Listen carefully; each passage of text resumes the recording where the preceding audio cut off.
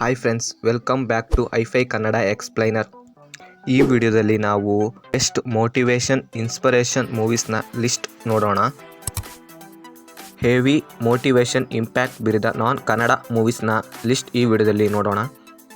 ಈ ಲಿಸ್ಟ್ನಲ್ಲಿರೋ 3 ಸಿನಿಮಾಗಳು Kannada dubbing available ಇದೆ.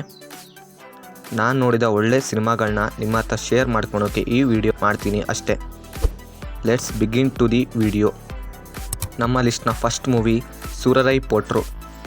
ಈ ಫಿಲ್ಮ್ 2020ರಲ್ಲಿ ರಿಲೀಸ್ ಆಗಿದೆ. ಈ ಮೂವಿಯನ್ನು ಏರ್ ಡಾಕ್ಕರ್ ಫೌಂಡರ್ GR ಗೋಪಿನಾಥನ್ ಅವರ ಬಯೋಗ್ರಫಿ ಬುಕ್ ಬೇಸ್ ಮಾಡಿ ಈ ಮೂವಿಯನ್ನು ಮಾಡಿದ್ದಾರೆ. ಈ ಮೂವಿಯಲ್ಲಿ ಸೂರ್ಯ ಅವರ ಆ್ಯಕ್ಟಿಂಗ್ ಅಂತೂ ಸೋ ಗುಡ್ ಆಗಿರುತ್ತೆ. ಈ ಸಿನಿಮಾದಲ್ಲಿ ಸೂರ್ಯ ಅವರು ಕೆರಿಯರ್ ಬೆಸ್ಟ್ ಪರ್ಫಾರ್ಮೆನ್ಸನ್ನು ಈ ಸಿನಿಮಾದಲ್ಲಿ ನೀಡಿದ್ದಾರೆ. ಈ ಸಿನಿಮಾದ ಕಥೆಯ ವಿಷಯಕ್ಕೆ ಬಂದರೆ, ಬರೀ ದುಡ್ಡು ಇರುವವರಿಗೆ ಮಾತ್ರವಲ್ಲ, ಸಾಮಾನ್ಯ ಜನರಿಗೂ ಏರ್ ಟ್ರಾವೆಲಿಂಗ್ ಇರಬೇಕು ಏಮ್ ಇಟ್ಕೊಂಡು ಏರ್ಲೈನ್ ಸ್ಟಾರ್ಟ್ ಮಾಡೋ ನಮ್ಮ ಹೀರೋ ಅಂದರೆ ಮಹಾ.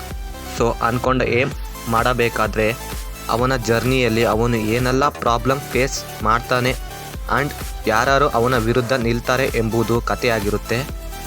ಈ ಮೂವಿಯ ಮೇನ್ ಹೈಲೈಟ್ ಅಂದರೆ ಸೂರ್ಯ ಅವರ acting, airport scenes and climax scenes.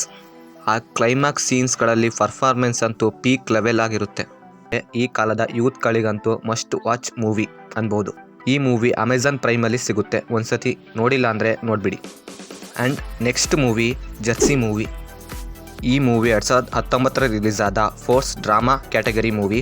And ಈ movie must watch, evergreen, emotional, feel good movie. ಈ ಮೂವಿ ಅಂತೂ ನಾನಿ ಅಣ್ಣ ಅವರ ಕೆರಿಯರ್ ಬೆಸ್ಟ್ ಆ್ಯಕ್ಟಿಂಗ್ ಮೂವಿ. ನನಗೆ ಗೊತ್ತು ಈ ಸಿನಿಮಾ ನೋಡದೇ ಇರೋರು ಯಾರೂ ಇರೋಲ್ಲ ಅಂತ. ಈ ಮೂವಿನ ನೋಡೋಕ್ಕೆ ರೀಸನ್ಸೇ ಬೇಡ, ಆ ರೇಂಜಿಗೆ ಇರುತ್ತೆ. ಸಿನಿಮಾದಲ್ಲಿ ಬರುವ ಕೆಲವೊಂದು ಸೀನ್ಗಳಂತೂ ಎಮೋಷ್ನಲ್ ಆಗಿ ಕನೆಕ್ಟ್ ಆಗಿಬಿಡ್ತವೆ.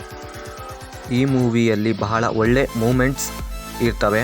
ಹಾಗೆ my favourite scene voice of success. ಆ ರೈಲ್ವೆ ಸ್ಟೇಷನಲ್ಲಿ ಮಾಡಿದ ಸೀನ್ ಅಂತೂ ಈ ಮೂವಿಯ ಮೇನ್ ಹೈಲೈಟ್ ಅನ್ಬೋದು. ಈ ಮೂವಿಯಲ್ಲಿರೋ ಮೈ ಫೇವ್ರೆಟ್ ಸೀನ್ಗಳಲ್ಲಿ ಇದು ಕೂಡ ಒಂದು. ಈ ಮೂವಿಯ ಮತ್ತೊಂದು ಹೈಲೈಟ್ ಅಂದರೆ ಬ್ಯಾಕ್ಗ್ರೌಂಡ್ ಸ್ಕೋರ್. ಈ ಮೂವಿಯನ್ನು ನೋಡೋಕ್ಕೆ ಬೇರೆ ರೀಸನ್ನೇ ಬೇಡ ಗುರು. ನೀವಿನ್ನು ಈ ಮೂವಿಯನ್ನು ನೋಡಿಲ್ಲ ಅಂದರೆ ಹೈಲಿ ರೆಕಮೆಂಡೆಡ್.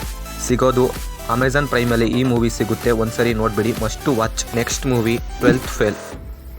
ಈ ಮೂವಿ 2023ರಲ್ಲಿ ಹೆವಿ ಸೌಂಡ್ ಮಾಡಿದ ಸಿನಿಮಾವಾಗಿದೆ. ರೀಸೆಂಟಾಗಿ ಹೆವಿ ಸೌಂಡ್ ಮಾಡಿದ ಸಿನಿಮಾ ಈ 12th ಫೇಲ್ ಮೂವಿ. ಈ ಮೂವಿನ IPS ಮನೋಜ್ ಕುಮಾರ್ ಶರ್ಮಾ ಅವರ ರಿಯಲ್ ಲೈಫ್ ಸ್ಟೋರಿ ಇಂದ ಬೇಸ್ ಮಾಡಿ ತೆಗೆದ ಸಿನಿಮಾವಾಗಿದೆ.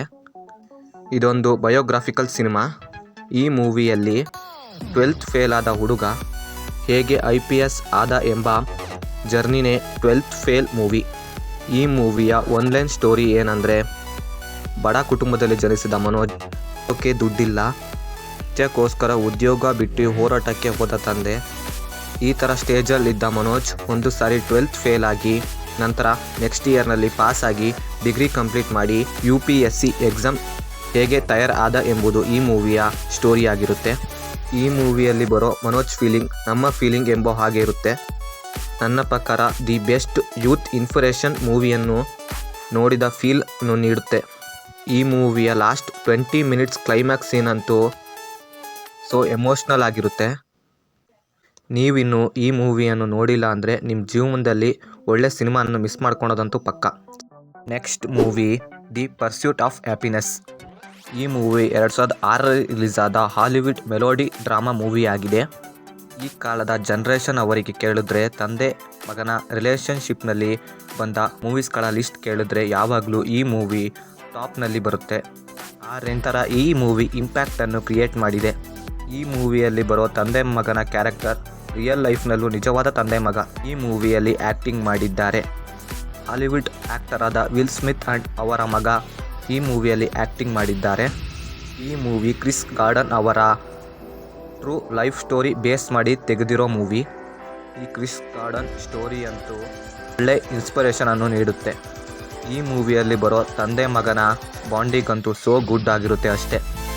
ಈ ಮೂವಿಯಲ್ಲಿ ಬರೋ ಕೆಲವೊಂದು ಸೀನ್ಸ್ ಆ್ಯಂಡ್ ಲೈನ್ಸ್ ಅಂತೂ ಹಾರ್ಟ್ ಟಚ್ ಮಾಡುತ್ತೆ. ಕ್ರಿಸ್ ಗಾರ್ಡನ್ ಅಮೆರಿಕದ ಒಬ್ಬ ಪ್ರಜೆಯಾಗಿರ್ತಾರೆ.